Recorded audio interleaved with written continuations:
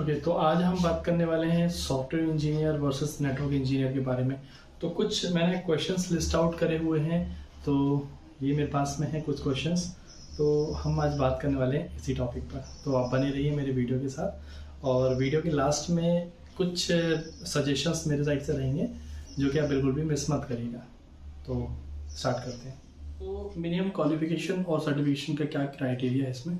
तो क्वालिफिकेशन के लिए दोनों में ही आपको ग्रेजुएशन की डिमांड रहती है, ठीक है। अगर हम बात करें सर्टिफिकेशन की, तो जैसे अगर आप सॉफ्टवेयर की बात करें तो जावा, PHP, पाइथन, या फिर अगर और कोई लैंग्वेज की बात करते हैं तो इसमें ग्लोबल सर्टिफिकेशन की रिक्वायरमेंट नहीं होती है आपके जॉब के टाइम पर, ठीक है। पर अगर बात करते हैं नेटवर्क के अंदर तो सिस्को डोमिनेट करता है, तो अधिकतर जगह पर आपको सिस्को के ग्लोबल सर्टिफिकेशन की डिमांड होती है। तो अगर आपके पास वो सर्टिफिकेशन नहीं है तो हो सकता है कि शायद आप उस जॉब के लिए एलिजिबल ना हो, या ये हो सकता है कि आप जॉब करते हुए आपको कहा जाए कि आपको ये सर्टिफिकेशन, ग्लोबल सर्टिफिकेशन लगेगा और आपको ये करना पड़ेगा।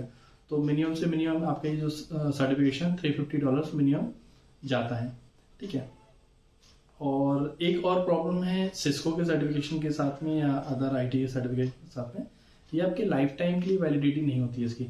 तो अगर जैसे सिस्को की बात करूं तो मैं इसकी जो वैलिडिटी होती है 3 इयर्स की होती है। 3 इयर्स बाद आपको दोबारा से फिर आपको ग्लोबल सर्टिफिकेशन में पैसा खर्च करना पड़ेगा और आपको दोबारा सर्टिफिकेशन लेना पड़ेगा।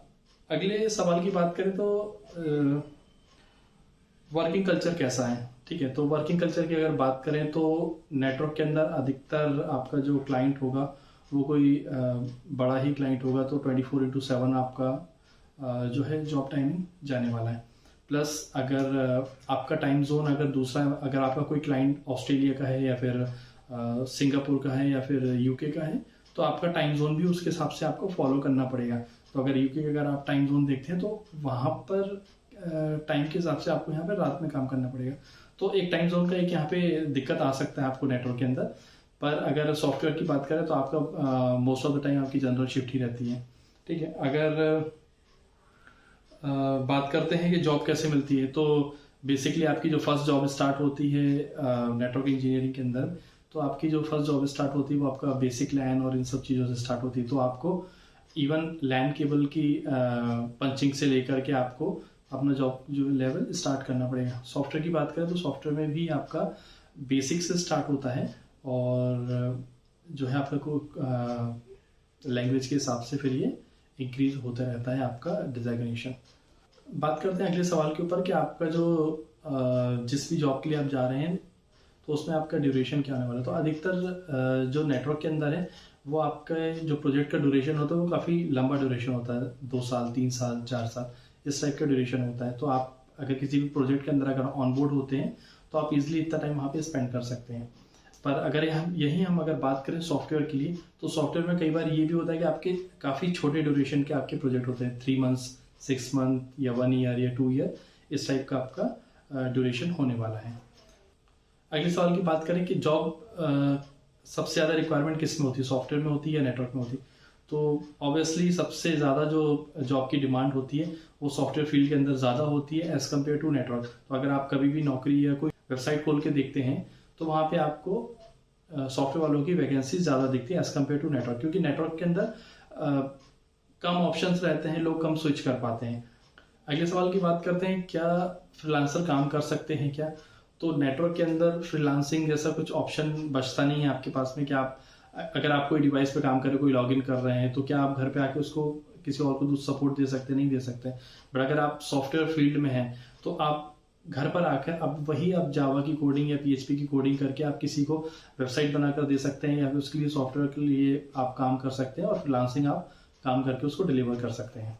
अगले सवाल की बात करें तो ऑन साइट जाने की अपॉर्चुनिटी किस में ज़्यादा होती है? तो ऑन साइट जाने के लिए आपको दोनों ही सॉफ्टवेयर और नेटवर्क में दोनों में ही आपको ऑप्शन मिल जाता है, बट डिपेंड करता है आपके प्रोजेक्ट के ऊपर। अगर आपका प्रोजेक्ट कहीं बाहर का है और कस्टमर की रिक्वायरमेंट होती है ऑन साइट के लिए, तो आपको दोनों जगह ही ऑप्शन मिल सकते हैं।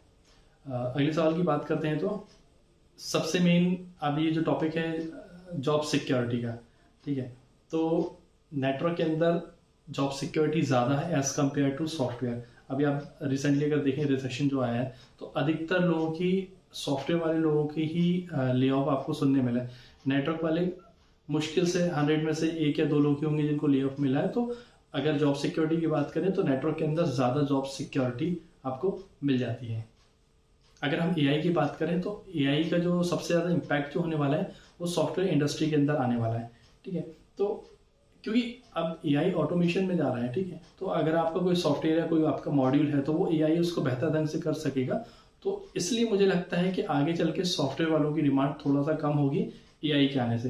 बट एआई के आने से नेटवर्क में भी इम्पैक्ट पड़ेगा, पर इतना ज़्यादा नहीं पड़ेगा जितना सॉफ्टवेयर इंडस्ट्री में इम्पैक्ट पड़ने वाला है इसका।